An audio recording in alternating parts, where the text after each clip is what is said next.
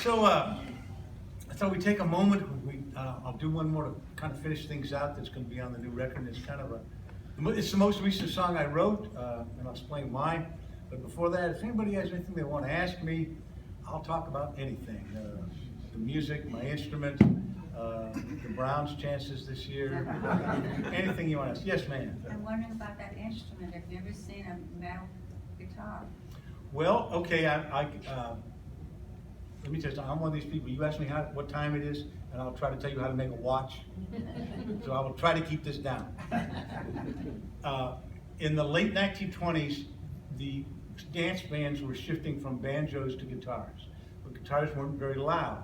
So a pair of immigrant brothers from Czechoslovakia named Dopira invented this instrument called a resonator guitar. It's about halfway in sound between a banjo and a guitar, and there's like a pie plate under here that pushes the sound out, so it's a little louder than a regular guitar. And they were this one came out about 1931, 32 maybe. It may or may not have the original neck. I don't think it does. I think the neck was replaced. It has these palm trees on the back of it. I have one at home with lightning bolts on the back, but this one's a little louder. These instruments sold like hotcakes in the late 20s, early 30s. They used to advertise, if you buy a steel guitar, you don't need a case. Honestly. Unfortunately, by World War II or right after, they became obsolete. Why? They needed for the war. Why were they obsolete though? Electric. People came out the electric guitars. Right, exactly.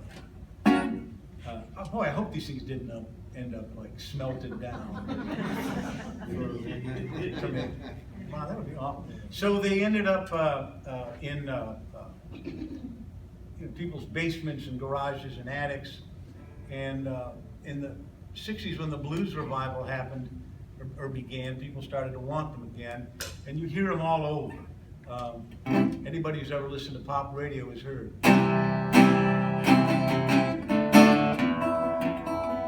Right? So they use them on all kinds of things. And this one probably cost about $30 when it was new. These days a little more. Yes, ma'am. Does anybody still make them? Yes, they do. In fact, a bunch of people still make them. The company, this is called a National. Was made by the National Company. It was owned by the Dopiras. The company changed hands, went in and out of business, and not too long ago, maybe 20 years ago, they started making them again under the name National. They're very expensive. They're about $2,500 a piece now for basically the same guitar. There's a company called Republic that makes them, and they're a little bit cheaper, and they're just as good. And they make them in China again. Gretsch makes a model, so a lot of people are making them again. You can see them in catalogs and things. Is that tricone or one cone? This is a single cone. Single cone. Yeah, the earliest Nationals had 3 little cones like this, and they have a kind of a plunkier sound. I don't own a tricone. I'd like to have one someday. They're not as loud though. They're not quite as loud. How about the weight? They're heavy. I mean, they're not, they're not solid, but Is the tricone heavier? I don't know. That's a good question. I don't know. Someday I'll try to get one. I'd like to get one. They're making tricones again too. Is that song you wrote about height maintenance woman, is that gonna be on your CD? Yes, it is. Yes, it is on there. I'm gonna get it.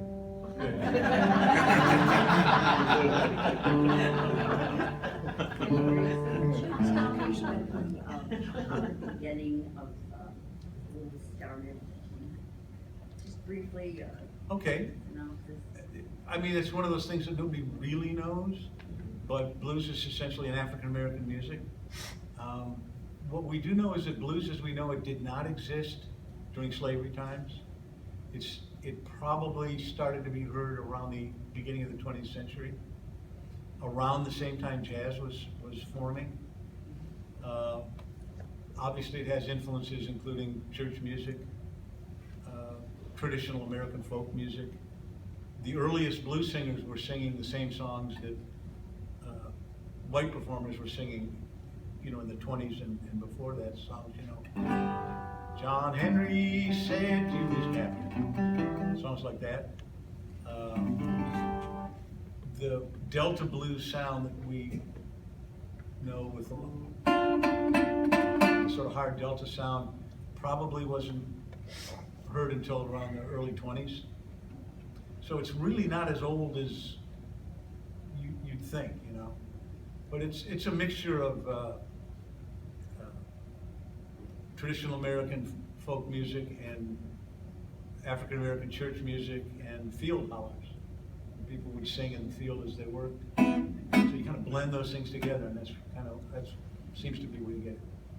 I hope that explains that reasonably well. Yeah. Anybody else for it? Yes. Could you say anything about Bill Miller? I've said a lot of things about Bill Miller. Bill Miller was Mr. Stress. I knew him from the time I was 14 years old. He was a harmonica player. He's a little short guy with no neck. But he had been playing, he started playing blues in Cleveland about 65, 66. Here's something you don't know. The band started, the Mr. Stress Blues Band. Mr. Stress, by the way, was code word at mental hospitals. When like a patient needed to be restrained, they would say, "Paging Mr. Stress," and then everybody would come running and tie this person down. So yeah, Bill played for a long time around here. He was at the Euclid Tavern. Before that, he was at the Brick Cottage. Euclid Tavern, 18 years. I don't know if I have time for this story, but I got to tell this story since you asked. I had a band called the Hotfoot Quartet, which was a bluegrass band. And when we first started, we were the first band ever to play at the Euclid Tavern. The only music that they had there before that was John Bassett came in and played one night. But we came in there, they gave us every weekend night, and the place was packed. It was fantastic. It was the greatest gig that we had. We were a new band, and playing Friday and Saturday night at the Euclid Tavern. The place was jammed. It was great. And we got an offer to play in Canada for a week. And we got all full of ourselves, and we went to the people, the owners there, Bob Svelbar and one of the other guys, and said, we got a gig in Canada, so we're going to take next week off. Find us a sub, and we'll be back the following week. Well, he went out, got Mr. Stress, and we never played there again. True. There are some interesting recent Mr. Stress reissues on the Smog Veil label. Smog Veil. Smog Veil. Two of the guys from Bill's longest running band, the piano player Mike Sands and Raymond DeForest, the bass player, are in Blue Lunch, the band that I'm in. So we try to keep that tradition going. Bill was great. He was just a character. He would call me. He knew everyone in Cleveland. You know, he just knew everybody. And so I would get these phone calls. Like clearly I was on a rotation. You know, like 2 or 3 weeks before he'd get around to me. And if he'd call me, it'd be about 2 in the afternoon, and that was it for the day. Because we'd just stay on the phone, and he would talk about, you know, the state of blues music and the guitar players that he had, and Confederate General Nathan Bedford Forrest's flanking tactics at the Battle of Chickamauga. It's sometimes in the same sentence. You know? I miss him terribly. He died 3 years ago. So before I do this last one, I'm Bob Frank. I want to thank the Solon Library so much for having me here and inviting me. I want to thank all of you so much for coming on out. I know I'm going to go home first thing my wife's going to say is, "Anybody show up?" I'll say yes. A lot of wonderful people. So let's go ahead and do this one. This is going to be the final song on this new record. And we're going to use the new mix. Excellent. Right. This is called, well, here's what happened. I had 10 songs for the record. I said, well, you can't do a record with 10 songs. So I came up with this last song, kind of a summing up of where I was, turning 65 this year. You know, I can ride the Rapid all the way downtown for $1. This is the coolest thing. So I wrote this, and this is on the record. There's a brass band on the record too. All my buddies in to play all the horns. It's called "I've Been Lucky So Far."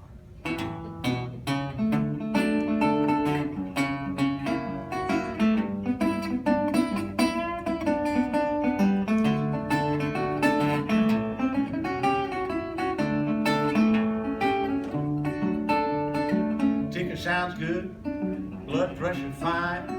I know I'm carrying a few extra on this old hug of mine, but I don't keep my teeth in a jar. I've been lucky so far.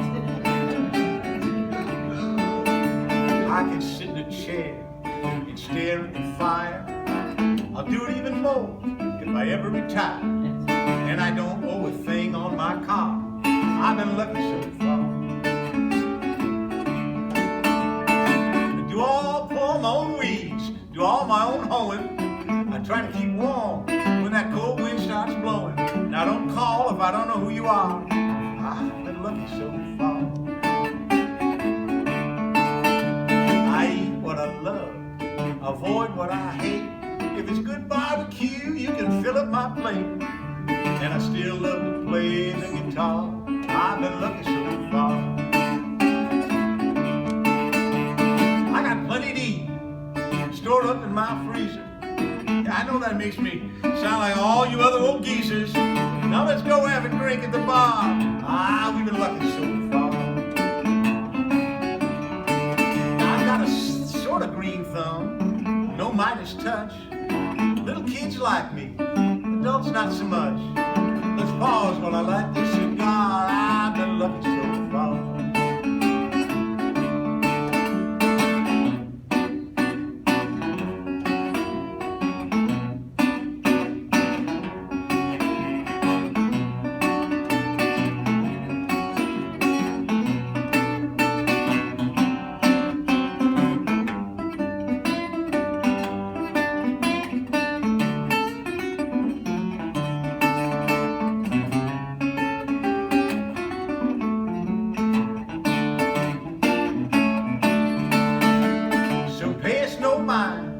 To the aches and the pains, let's have a good time with the time that remains, and a nod to our lucky star. I've been lucky so far. All right, well, I might not win a Grammy or the heavyweight title, the Pulitzer Prize or American Idol, but I've loved and been loved, and that makes me really lucky so far.